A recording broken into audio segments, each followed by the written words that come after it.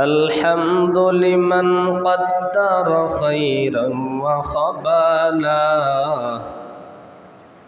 والشكر لمن صور حسنا وجمالا،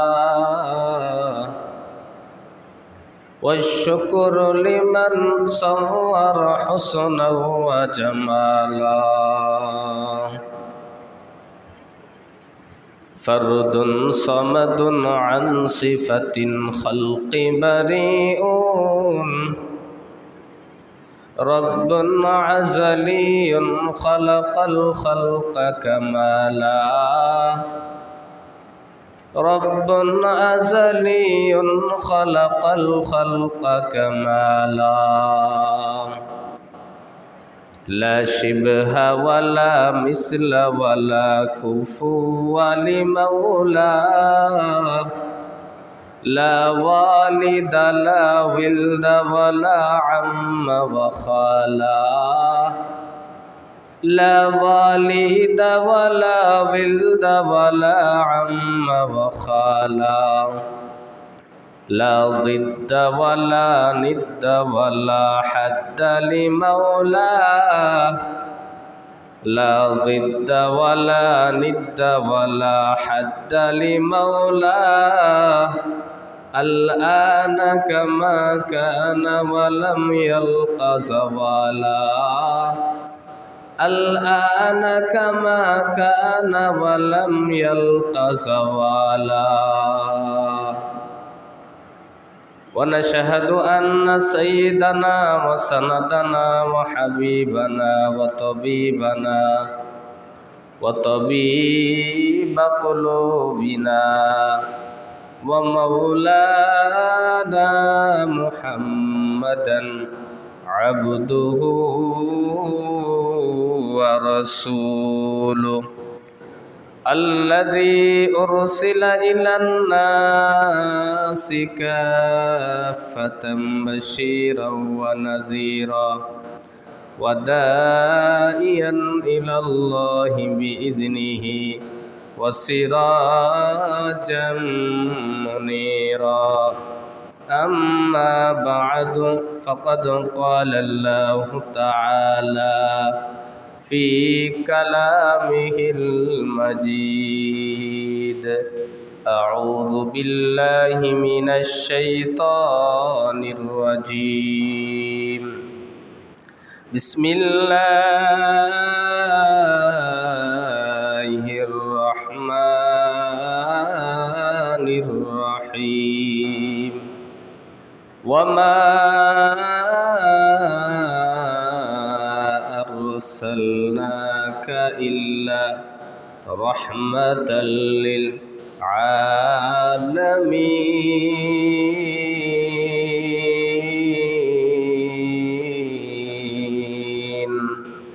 وقال النبي عليه الصلاة والسلام: من صلى علي واحدة صلى الله عليه عشرا، أو كما قال النبي عليه الصلاة والسلام: إن الله وملائكته يصلون على النبي، يا أيها الذين آمنوا صلوا عليه وسلموا تسليما. اللهم صل على سيدنا مولانا محمد وعلى آل سيدنا مولانا। উড়িয়ে যাও রে বাংলার হাওয়া, উড়িয়ে যাও রে মদিনা, আমরার সালাম পৌঁছাই দিও ওই যে সোনার মদিনা। আল্লাহ صلي على سيدنا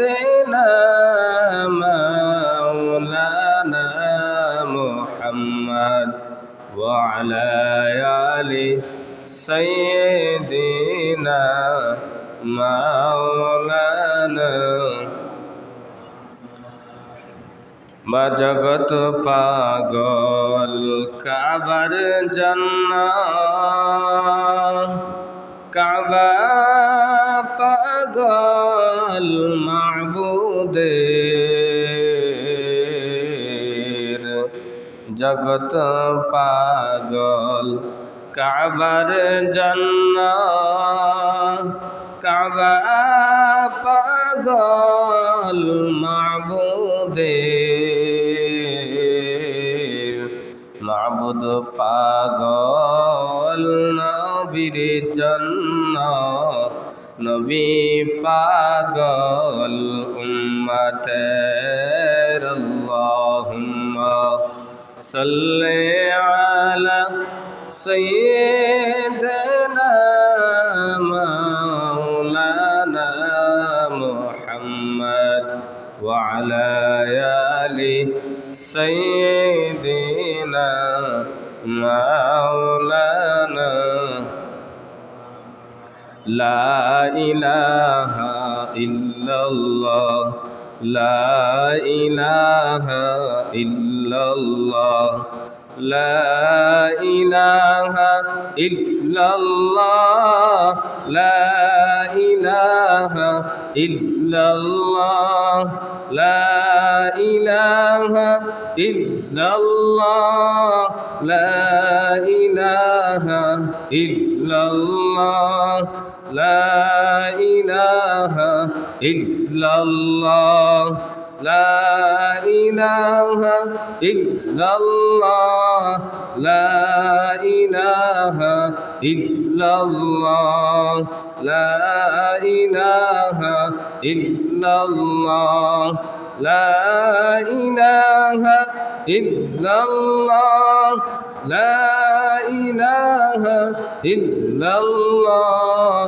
লা ইলাহা ইল্লাল্লাহ লা ইলাহা ইল্লাল্লাহ মুহাম্মাদুর রাসূলুল্লাহ সাল্লাল্লাহু আলাইহি ওয়াসাল্লাম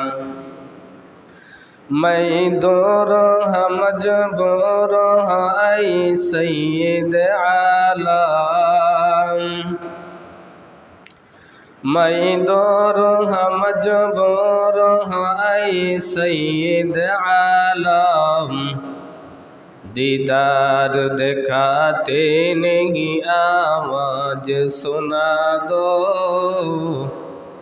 दीदार दिखाते नहीं आवाज सुना दो रुखसार से बुर्का का जरा पर्दा उठा दो रुखसार से बुर्का का जरा पर्दा उठा दो लिल्लाह मुझे हुस्न खुदा दाद दिखा दो लिल्लाह मुझे हुस्न खुदा दाद दिखा दो ऐ बंदाए खुदा चाहोगा उनके मुलाकात ऐ बंदाए खुदा चाहोगा उनके मुलाकात जल्दी से बैठो सुन हजरत की नसीहत जल्दी से बैठो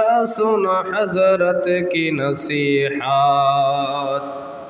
अल्हम्दुलिल्लाह আল্লাহ পাক রব্বুল আলামিনের লাখ কোটি শুকরিয়া যে আল্লাহ পাক রব্বুল আলামিন আমাদেরকে অত্যন্ত দয়া করে মায়া করে দুনিয়ার সমস্ত ঝামেলা থেকে ফারেক করে সুস্থ শরীরে জুমার দিনে জুমার নামাজ পড়ার উদ্দেশ্যে আল্লাহর ঘর মসজিদে আসার বসার দ্বীনি আলোচনা শোনার তৌফিক দান করেছেন। সকলে অন্তরে অন্তঃস্থল থেকে শুকরিয়াতান বলি আলহামদুলিল্লাহ।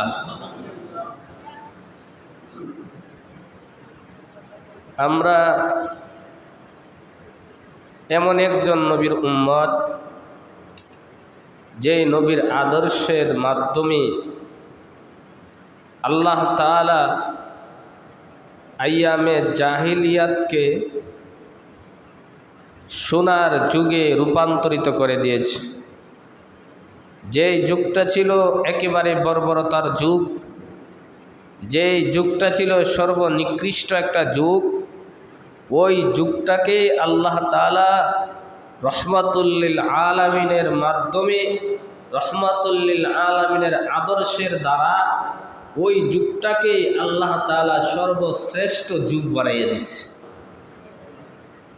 এটার একমাত্র কারণ রহমাতুল্লিল আলামিনের আদর্শ, রহমাতুল্লিল আলামিনের রীতি এবং নীতি। রহমাতুল্লিল আলামিনের রীতি এবং নীতি যেই ব্যক্তি মেনে নিবে, যেই জাতি মেনে নিবে, যেই রাষ্ট্র মেনে নিবে, যেই দুনিয়ার মানুষরা যে কোনো প্রান্ত থেকে মুসলমান হোক অথবা বিদ্রোহী হোক, তারা যদি রহমাতুল্লিল আলামিনের আদর্শে আদর্শবান হতে পারে, তাদের রাষ্ট্রগুলাকে ঠিক তদ্রূপভাবে পরিচালিত করতে পারে। বর্তমানে যে বিশ্বের মধ্যে একটা হাহাকার, সেইটা হলো গিয়া অশান্তি আর অশান্তি। শান্তি নাই, মানুষের জানমালের নিরাপত্তা নাই, সবাই আতঙ্কের মধ্যে। কোন সময় কি হয়ে যায়, আমার উপরে কোন সময় আমার শত্রু বাহিনী আক্রমণ চালাইয়া দেয়, আমার জানের নিরাপত্তা নাই, আমার মালের নিরাপত্তা নাই, আমার সম্মানের নিরাপত্তা নাই। ওই অবস্থায় যদি মানুষগুলা রহমাতুল্লিল আলামিনের আদর্শ মেনে নিতে পারে, আল্লাহ তাআলা ওই জাতিগুলাকেও শ্রেষ্ঠ জাতি বানাইয়া দিবে। নবীজির আদর্শ কেমন ছিল আর আমাদের নেতাগুলার আদর্শ কেমন, সেই বিষয়ে খন্দক নামক একটা যুদ্ধ হয়েছিল। বুখারী সানির মধ্যে এসেছে। ওই ঘটনাটা বুখারী সানির মধ্যে সুন্দরভাবে তুলে ধরেছে যে নবীজির আদর্শ কেমন ছিল। শুধু খালি নেতাই খাইছে আর জনগণরা উপাস রাখছে। আমাদের অবস্থাটা তো এমনই, জনগণ মরুক আর যাই হোক, হাজার হাজার কোন হোক, সমস্যা নেই, আমি নেতা ঠিক থাকতাম। জনগণ তাদের প্রাপ্য অধিকার পাক এবং না পাক, তাদের যে মালগুলা সেগুলা পাক অথবা না পাক, এটা আমার দেখার বিষয় নাই। জনগণ ঠিকমতে খাইতেছে কি না, এটাও আমার দেখার বিষয় নাই। জনগণ ঠিকমতে তাদের বাসস্থানে থাকতে পারতেছে কিনা, নাকি রাস্তাঘাটে ফুটপাতের মধ্যে শুয়ে রয়েছে, নাকি বিভিন্ন রেল লাইনের মধ্যে শুয়ে রয়েছে, এটা নেতাদের দেখার বিষয় না। তাদের দেখার বিষয় হইল আমি আগে বাঁচি, পরে জনগণ। কিন্তু রহমাতুল্লিল আলামিনের আদর্শটা এমন ছিল না। রহমাতুল্লিল আলামিনের আদর্শ, রাষ্ট্র পরিচালনাটা ছিল ভিন্ন। রহমাতুল্লিল আলামিনের আদর্শ ছিল আমার জনগণ আগে খাক, পরে আমি খাব। এটা ছিল নবীর আদর্শ। এটা হলো কুরআন এবং হাদিসের রীতি নীতি। এরই একটি ঘটনা খন্দকের যুদ্ধ। যে যুদ্ধটা মক্কার মুশরিকরা, তারা কয়েক হাজার বাহিনী, 10,000-এর উপরে একটা বাহিনী নিয়ে আসছে মদিনার সমস্ত মুসলমানদেরকে ধ্বংস করে দিল। নবী সহ মদিনার মধ্যে যত মুসলমান আছে সবটিকে আর রাখতাম না, একবারে শেষ করল, মুসলমান একবারে নির্বংশ বানাই দিল।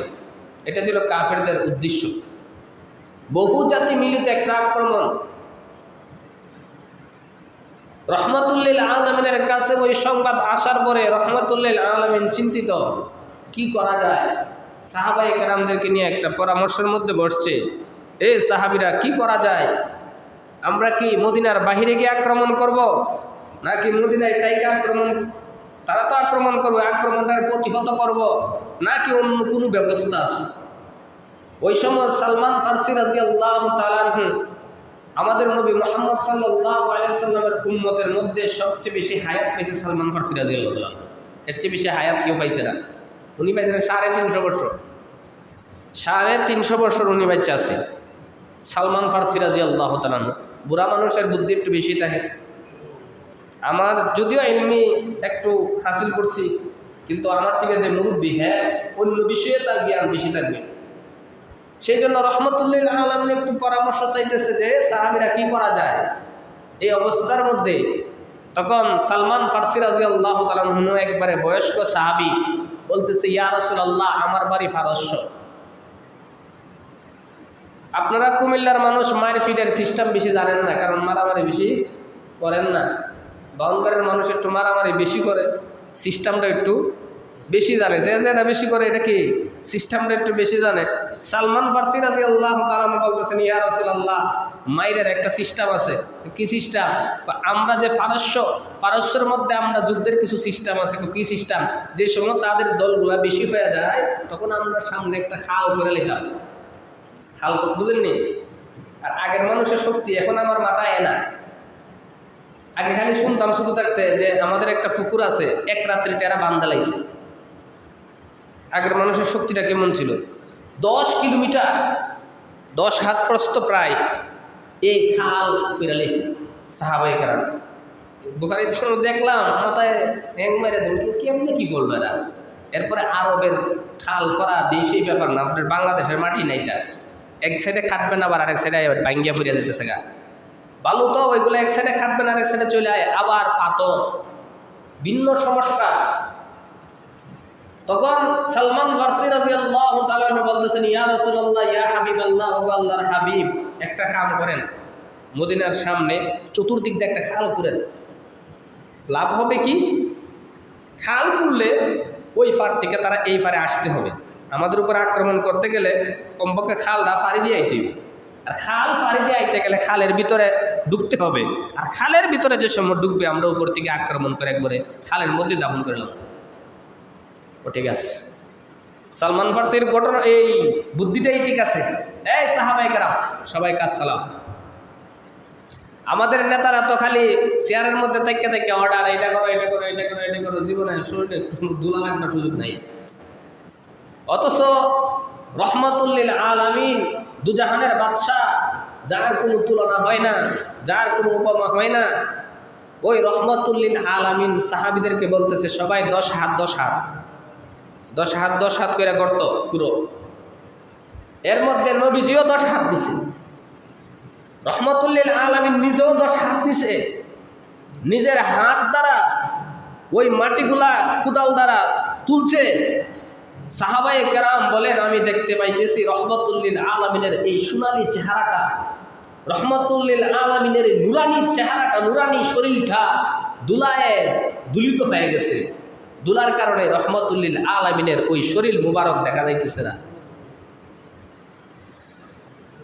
এমনি রহমাতুল্লিল আলামিনের কিছু সংখ্যক সাহাবী রহমাতুল্লিল আলামিনের কাছে গিয়া বলতেছি, ইয়া রাসূলুল্লাহ, ইয়া হাবিবাল্লাহ, ওগো আল্লাহর হাবিব, সবাইকে তো আপনি 10 হাত কইরা দিয়েছেন গোত্র করার জন্য।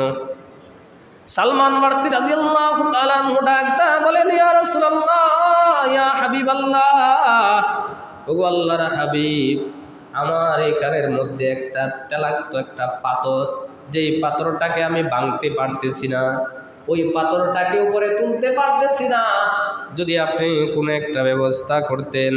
এমনি রহমাতুল্লিল আলামিন চইলা গেছি সালমান ফারসি রাদিয়াল্লাহু তাআলা আনহুর কাছে। গিয়া দেখে বিশাল বড় এক পাথর ওনার সামনে পড়ে গেছে।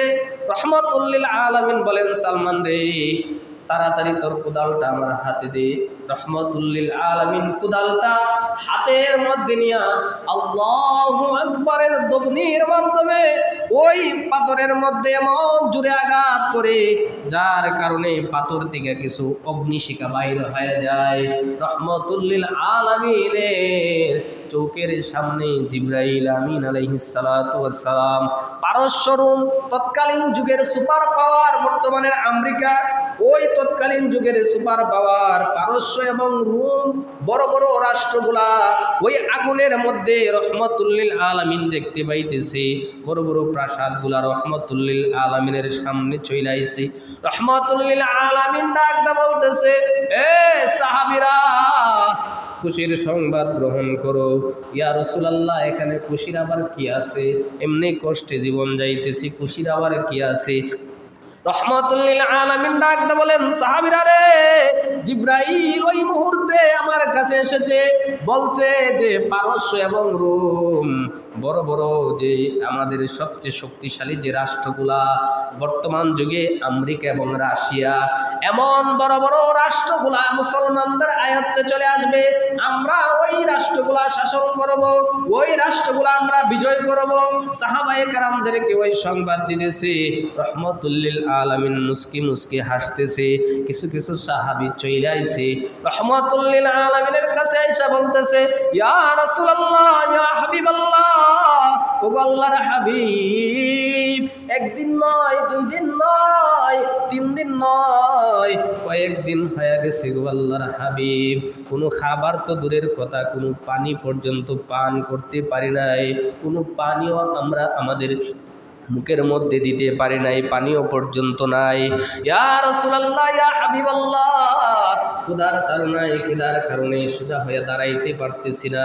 দেখেন আমাদের পেটের মধ্যে পাথর বাইদা সোজা হয়ে দাঁড়াইছি। রহমাতুল লিল আলামিন ডাক দিয়ে বলতেছে, এরে সাহাবীরা, তোমরা কি মনে মনে ভাবতেছো তোমাদেরকে আমি ক্ষুধার্ত অবস্থায় রাখছি?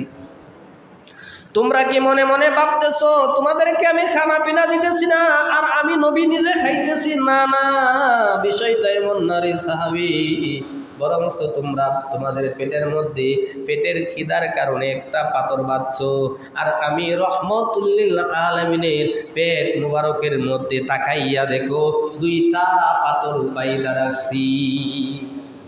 এরে সাহাবীরা, কয়েক মাস হয়ে গেছে আমার স্ত্রীদের চুলার মধ্যে আগুন জ্বলে না। এমনি জাবের ইবনে আব্দুল্লাহ রাদিয়াল্লাহু তাআলা আনহু আর সহ্য করতে পারে নাই। জাবের ইবনে আব্দুল্লাহ কান্না শুরু করে দিছে, বলতেছে, ইয়া রাসূলুল্লাহ, ইয়া হাবিবাল্লাহ, ও আল্লাহর হাবিব, আপনি যদি আমাকে অনুমতি দেন, ওই দেখেন আমার বাড়িটা একেবারে কাছে, আমার বাড়িটা, আমি একটা দূরদা বাড়ি থেকে আসি। রহমাতুল লিল আলামিন বলেন, ঠিক আছে যাও। জাবের ইবনে আব্দুল্লাহ রাদিয়াল্লাহু তাআলা আনহু দৌড়িয়া চলে গেলেন বাড়ির মধ্যে। বাড়ির কাছে গিয়া স্ত্রীকে ডাক দিল, প্রাণের স্ত্রী, ঘরে আসুনি? জি ঘরে আসি, চলে আসেন। স্ত্রীকে গিয়া হাউমাউ করে কান্না শুরু করে দিছে। স্ত্রী জিজ্ঞাসা করতেছে, প্রাণের স্বামী কেন এমন ভাবে কান্না করতেছেন? এরে প্রাণের স্ত্রী, কয়েকটা দিন হয়ে গেছে নবীজির সাহাবীরাও কোনো কিছু খায় নাই, পেটের মধ্যে পাথর বাইদা রইছে। এমনকি রহমাতুল লিল আলামিন 2টা পাথর পেটের মধ্যে বাইদা রাখছে। কয়েকদিন যাবত রহমাতুল লিল আলামিন কোনো পানাহার করে নাই। আমার আর সহ্য হইতেছে না। ঘরের মধ্যে কোনো কিছু আসেনি না, ঘরের মধ্যে তেমন কোনো কিছু নাই, শুধুমাত্র 1 সা জব আছে, 1 সা গম আছে, গম অর্থাৎ কয়েক কেজি গম হইব আছে। এমনি বলতেছে, ও প্রাণের স্ত্রী, তাড়াতাড়ি ওই গমগুলা ফেসো, তাড়াতাড়ি গমগুলাকে সাতু আটা বানাও, আর আমাকে দাও একটা ছুরি দাও, ওই ছুরির মাধ্যমে আমাদের একটা ছোট ছাগলের বাচ্চা আছে, ওই বাচ্চাটা আমি জবাই করে দেই। এমনি জাবের ইবনে আব্দুল্লাহ রাদিয়াল্লাহু তাআলা আনহু ওই ছোট ছাগলের বাচ্চাটাকে জবাই করলেন, গোশত বানাইলেন। বানানোর উপরে স্ত্রীকে বললেন, ও স্ত্রী, তুমি একটু খামির বানাও, রুটি বানানোর জন্য খামির প্রস্তুতি করো, আমি আসতেছি, নবীজিকে একটু দাওয়াত দিয়ে আসি। স্ত্রীর ডাক দা বলেন, একটু শুনা যান, কি হইল আবার? সাবধান, নবীজির কাছে জুড়ে বললেন না যে নবী আপনার দাওয়াত আমার বাড়িতে, কারণ নবীকে যদি এইভাবে দাওয়াত দেন আশপাশে অনেক সাহাবী আছে, ওই সাহাবীরাও আসতে ইচ্ছা করবে। অনেক সাহাবী যদি নবীজির সাথে চলে আসে, ওই অল্প খাবারের দ্বারা নবীর পেট ভরবে না, সাহাবীরাদেরও পেট ভরবে না। সাবধান, নবীর কানে কানে ফিস ফিস কইরা গিয়া বইল, ইয়া রাসূলুল্লাহ, ইয়া হাবিবাল্লাহ, এমন এমন খাবার আমার ঘরে আছে, 2-3 জনে খাইতে পারবে, এই পরিমাণে খাবার আমার ঘরের মধ্যে আছে, আপনি চইলা আসেন। এমনি রহমাতুল্লিল আলামিনের কাছে চইলা গেছি, গিয়া বলতেছে ইয়া রাসূলুল্লাহ, ইয়া হাবিবাল্লাহ, ও আল্লাহর হাবিব, আমার ঘরের মধ্যে কয়েকজনের খাবারের মতো একটু ব্যবস্থা আছে, যদি আপনি অথবা এক দুইজন সাহাবীর সাথে নিয়ে আসতেন, কারণ আপনার খিদার যন্ত্রণা আর আমার সহ্য হইতেছে না, চলেন না আমার বাড়িতে। এমনি রহমাতুল্লিল আলামিন সমস্ত খন্দকের অর্থাৎ যে সমস্ত সাহাবীরা পরীক্ষা খনন করছিল, গর্ত মানে খাল করছিল, ওই সমস্ত সাহাবীদেরকে লক্ষ্য করে বলতেছি, এর এই সাহাবীরা কে কোথায় আসো রে, তাড়াতাড়ি চলে আসো, তাড়াতাড়ি চলে আসো। সমস্ত সাহাবীরা বলে ইয়া রাসূলুল্লাহ, কি হয়েছে? এ সাহাবীরা সবাই চলো জাবের ইবনে আব্দুল্লাহর বাড়িতে। কেন জাবের ইবনে আব্দুল্লাহর বাড়িতে? তোমাদের সবার দাওয়াত। পরীক্ষা খনন যে খাল করছিল তারা প্রায় 1000 সাহাবী, এখানে মাত্র ছোট একটা ছাগলের বাচ্চা, আর আগের খাইলাম মানুষ, এটা এক ছাগল কোনো ব্যাপার হয় না, এটা আর মানে ব্রেকফাস্ট যেটা এটাও ভালো করে হইতো না, যারা খাইতে পারে। আর 1-2 কেজি রুটি, আটার রুটি, তাও তাদের জন্য কোনো ব্যাপার না। এর মধ্যে 1000 সাহাবী, সবাইকে রহমাতুল্লিল আলামিন ডাকছে, সাহাবীরা কে কোথায় আছো, তাড়াতাড়ি আয়। ইয়া রাসূলুল্লাহ, কি? ওই জাবের ইবনে আব্দুল্লাহর বাড়ির দাওয়াত। জাবের ইবনে আব্দুল্লাহ রাদিয়াল্লাহু তাআলা আনহু সারছে, খাম সারছে। আমি কইলাম 1-2 জনের কথা, নবীজি সবাইকে দাওয়াত দিছে, কিন্তু সাহাবায়ে কেরামের ইমানি পাওয়ার ছিল, ইমানি শক্তি ছিল। নবীজি হেতু বলছে, এটার মধ্যে নিশ্চয়ই কোনো কারণ আছে। এমনি জাবের ইবনে আব্দুল্লাহ রাদিয়াল্লাহু তাআলা আনহু কেন নবীজি বলতেছে, জাবের বাড়িতে যাও, গিয়া তোমার স্ত্রীকে বলিও রুটিগুলা যেন ফাঁক না করে, রুটির খামিটা রাইখে দিতে বলিও, রুটি যেন না বানায়। আর গোশতের যে ডেকটা, হাঁড়িটা চুলার মধ্যে রয়েছে, ওই হাঁড়িটা যেন চুলা থেকে না নামাই আমি আসা আগ পর্যন্ত। এমনি জাবের ইবনে আব্দুল্লাহ রাদিয়াল্লাহু তাআলা আনহু দৌড় মারে চলে গেলেন তার ঘরের মধ্যে, গিয়া স্ত্রীর বলতেছে, স্ত্রী রে, দরজাটা জানালাটা দিয়া মুখটা বাইর করে একটু তাকাইয়া দেখ। এমনি জাবের ইবনে আব্দুল্লাহর স্ত্রী তাকাইয়া দেখে 1000 সাহাবায়ে কেরাম তার বাড়ির দিকে আসতেছে। আপনারা কইলাম কি করছেন, কি আছে না, ওই সময় একটু রাগারাগি, আপনারা কইলাম কি করলেন না কি? খাবার মাত্র 2-3 জনের, আপনি এতগুলা মানুষকে কইছেন কেন? সামলাইতে পারবেন নি? এই আমি কি করছি? আমি কিছু করছি না তো কি? আপনারা আমি যেভাবে কইছি এইভাবে বলছিলেন? আমি কেন নবীজির কানে কানে কইছি যে ইয়া রাসূলুল্লাহ, আপনি এবং 1-2 জন সাহাবী আমার বাড়িতে চলেন, তাদের খাবার আছে, এর চেয়ে বেশি নাই। কিন্তু নবীজি সবাইরে ডাক দিয়ে বলছে। জাবের ইবনে আব্দুল্লাহর স্ত্রী ডাক দা বলেন, ও প্রাণের স্বামী, সমস্যা নাই। হ্যাঁ, তুইও বল সমস্যা নাই, কারণটা কি? আরে নবীজি কইছে যে দাওয়াত দিছে, আমরা কি করব? দাওয়াত যেহেতু যিনি দিছে উনি সামলাইবে, আমরাই তো জানি না ব্যাপার, এটা ওনার বিষয়। এমনি রহমাতুল্লিল আলামিন জাবের ইবনে আব্দুল্লাহ রাদিয়াল্লাহু তাআলা আনহুর বাড়িতে চলে আসলেন। সাহাবায়ে কেরামদেরকে বললেন, এ সাহাবীরা, তোমরা সারিবদ্ধ হয়ে বসে যাও, খাবারের প্রস্তুতি গ্রহণ করো। রহমাতুল্লিল আলামিন জাবের রাদিয়াল্লাহু তাআলা আনহুকে বললেন, এ জাবের, খামিরটা নিয়ে আও, আটার খামিরটা নিয়ে আসো। নিয়ে আসার পরে রহমাতুল্লিল আলামিনের তুতু মুবারক, রহমাতুল্লিল আলামিনের সেফ মুবারক হাত থেকে বাইর কইরা কয়েকটা মেরে দিছে ওই খামিরের মধ্যে দিয়ে, বলতেছে এখন এটা গুইরা রাখ, গুইরা এক সাইডে খালি আপনারা টেন্ডা টেন্ডা দাও, আর রুটি বানাইতে থাকো। আরো কয়েকজন মহিলা আনো, মহিলারা তোমরা দুমদাম বানাও আর রুটি দিতে থাকো। রহমাতুল্লিল আলামিন এইভাবে সিরা সিরা দিতেছে আর তারা বানাইতেছে, সিরা সিরা দিতেছে আর বানাইতেছে, সিরা সিরা দিতেছে আর বানাইতেছে। ডেকের কাছে চলে গেছে, গিয়া রহমাতুল্লিল আলামিন ঢাকনাটা সরাইয়া কয়েক ফুটা তুতু মুবারক ছেড়ে দিল ডেকের মধ্যে, দিয়ে বলছে, ডেকটাও গুইরা লাও, এক সাইড থেকে খালি চামচটা বাইরে বেড়ে দিতে থাকো। রহমাতুল্লিল আলামিনের এমন অবস্থা হয়েছে, তুতু মুবারকের উসিলাই আল্লাহ তাআলা এত বরকত দান করছেন। জাবের ইবনে আব্দুল্লাহ রাদিয়াল্লাহু তাআলা আনহু বলেন, আল্লাহর কসম, আল্লাহর কসম, ওই সত্তার কসম, আমি এমন অলৌকিক ঘটনা দেখতে পাইছি ওই হাজার হাজার সাহাবায়ে কেরাম পরিতৃপ্তভাবে একবারে পেট বইরা একবারে পরিতৃপ্ত সহকারে খানা খাইছে। খাওয়ার পরে আমি বললাম, যাক এতগুলা সাহাবি খাইছে, খানার কি অবস্থা একটু দেখাই। খানা ছিল কয়েকজনের, খাইলো 1000-এর উপরে মানুষ। খানার এখন কি অবস্থা এটা একটু দেখে আসি। জাবের ইবনে আব্দুল্লাহ রাদিয়াল্লাহু তাআলা বলে, আল্লাহর কসম, আমি গিয়া দেখি যেই পরিমাণ খামির ছিল, যেই পরিমাণ আটার খামির ছিল, এর থেকে বিন্দু পরিমাণ কমে নাই। তরকারির যে ডেগের মধ্যে, যে চুলার মধ্যে ছিল, বিন্দু পরিমাণ ওই তরকারির দিকে কমে নাই। রহমাতুল লিল আলামিন জাবের ইবনে আব্দুল্লাহকে বলে, ও জাবের, এখন শুধু খালি তোমরা খাইও না, আশপাশের অনেক মানুষ আছে, পরিবার পরিজন আছে, আশপাশের অনেক অসহায় মানুষগুলো আছে, তাদের বাড়ি বাড়ি হাদিয়া স্বরূপ রুটি এবং গোশত পাঠাইয়া দাও।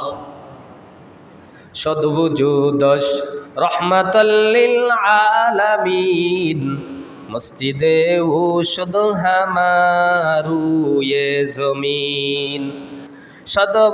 সদবুজুদাস রহমাতাল লিল আলামিন মসজিদে উশুদ হামারু ये জমিন। যে উম্মতের জন্য আল্লাহ তাআলা রহমাতুল লিল আলামিনকে রহমত স্বরূপ পাঠাইছে, শুধু তা নয়, হাদিসের কিতাবের মধ্যে আরো অসংখ্য অসংখ্য মুজিজা। যে অনেক সাহাবী আয়েশা বলতেছে, ইয়া রাসূলুল্লাহ, ইয়া হাবিবাল্লাহ, ওগো আল্লাহর হাবিব, গরিব মানুষ, বাপটা মরে গেছে গা, বইন রেখে গেছে 6টা, 6 জন বোন আছে, এর মধ্যে বাপও মারা গেছে। শুধু তা না, আমার বাবার অসংখ্য ঋণ, যে ঋণের কারণে মানুষের কাছে আমি মুখ দেখাইতে পারি না। ইয়া রাসূলুল্লাহ, এখন তো খেজুরের সিজন, বৈশাখ মাসে মানুষের ধান কাটে, তাদের খেজুরের একটা সিজন আছে, ওই সিজনের মধ্যে আপনার কাছে অনেক খেজুরের হাদিয়া আসবে, ওইগুলা আমাকে দিয়া আপনি কি করেন, আমি যেন আমার বাবার রেখে যাওয়া ঋণগুলা পরিশোধ করতে পারি। এমনি রহমাতুল লিল আলামিন বলেন, এ সাহাবী, যাও একটা কাশি নিয়ে যাও, মানুষের বাড়ি বাড়ি চলে যাও দান কাটার জন্য। জাননি বাড়ি বাড়ি জানা, মানুষের কাজ করার লাগে যায় না, এইভাবে তুমিও চলে যাও, মানুষের বাড়ি বাড়ি চলে যাও, খেজুরের বাগান থেকে খেজুরগুলা খাইটা দিলে একটা এক পরিমাণ দেয়, ধরেন সারাদিন কাজ করলে আপনার এতটুকু খেজুর দেওয়া হবে। এইভাবে তুমি খেজুরগুলা জমা করো, প্রতিদিনের খেজুরগুলা জমা করো। তখন ওই সাহাবী অনেকগুলা খেজুর, মোটামুটি কয়েক মন খেজুর হবে, ওইগুলা জমাইছে, সিজনে মানুষের ফলগুলা খাইটা দিয়া রহমাতুল লিল আলামিনের কাছে পেশ করছে। ইয়া রাসূলুল্লাহ, আপনি বলার পরে 15-20 দিনে ওইগুলা জমাইতে পারছে, এর চেয়ে আর বেশি কিছু জমাইতে পারে না। রহমাতুল লিল আলামিন ডাকটা বলেন, এ সাহাবী, এখন তুমি তোমার কাজ হইল, তোমার আব্বার কাছে যেই সমস্ত মানুষগুলা ঋণ পাইবে, যেই সমস্ত মানুষগুলা খেজুর পাইবে, ওই সমস্ত মানুষগুলাকে ডাকো। ওই সাহাবী চিন্তা করতেছে, ওই খেজুর দ্বারা তো আমার আব্বার ঋণ পরিশোধ হবে না, এখানে যেই পরিমাণ খেজুর আছে এর চেয়েও বেশি ঋণ আমার আব্বার আইকা গেছে। কিন্তু রহমাতুল লিল আলামিন আদেশ করেছেন, এটা রহমাতুল লিল আলামিনের এই বিষয়টা আমি জানি না। এমনি ওই সাহাবী চলে গেছে, যারা যারা ঋণ পাইতো সবাইকে বলছে চলে আসেন, আপনাদের ঋণ পরিশোধ করা হবে। সমস্ত মানুষ চলে আইলো ওই সাহাবীর কাছ থেকে ঋণ নেওয়ার জন্য, ঋণটা পরিশোধ করার জন্য। রহমাতুল লিল আলামিন বললেন, এই সাহাবীরা মাইপ্য না, দাঁড়াও, একটা কাজ আছে। কি? রহমাতুল লিল আলামিন ওই যে তুপ বুঝেন তো, টালগুলা, টাল কর না, তুপ কর, ধানের টাল করনি, টালই কর নেই, আমরা টালই কই, শুদ্ধ ভাষা স্তূপ। ওই টাল, খেজুরের টালের উপরে রহমাতুল লিল আলামিন বৈশা গেছে, যে টালটা দিছে না, টালের উপরে নবীজি বৈশা গেছে। বৈশা বলতেছে, এ সাহাবীরা, দিতে দেখো, তোমার এখন কাজ, দিতে দেখো কে কতটুকু পাইব, তুমি ক 10 মন, 5 মন, 3 মন, 2 মন, আসে সিরাল ধরো, দিতে থাকো। রহমতুল্লিল আলামিন ওই খেজুরের স্তূপের উপরে বৈশা রয়েছে, আর অন্য সাহাবীরা তাদের ঋণ যারা পাইবে তাদেরকে দিতেছে। ওই সাহাবী ডাকদা বলেন, আল্লাহর কসম, এই দিন আমার নিয়ত ছিল আমার 6টা বোন ঘরের মধ্যে অনাহার অবস্থায় আছে, আমি নিজেও অনাহার অবস্থায়, কিন্তু আমার ওই চিন্তা ছিল না। আমার চিন্তা একটাই ছিল, বাবার রেখে যাওয়া যে ঋণগুলা, আজকে যদি ওই ঋণগুলা পরিশোধ করতে পারি, একটা খেজুরও যদি আমি নিতে না পারি, তা তো আমার কোনো দুঃখ থাকবে না, কারণ বাবার যে ঋণটা, ওই ঋণটা পরিশোধ হয়ে যাবে। ওই নিয়ত আমার ছিল।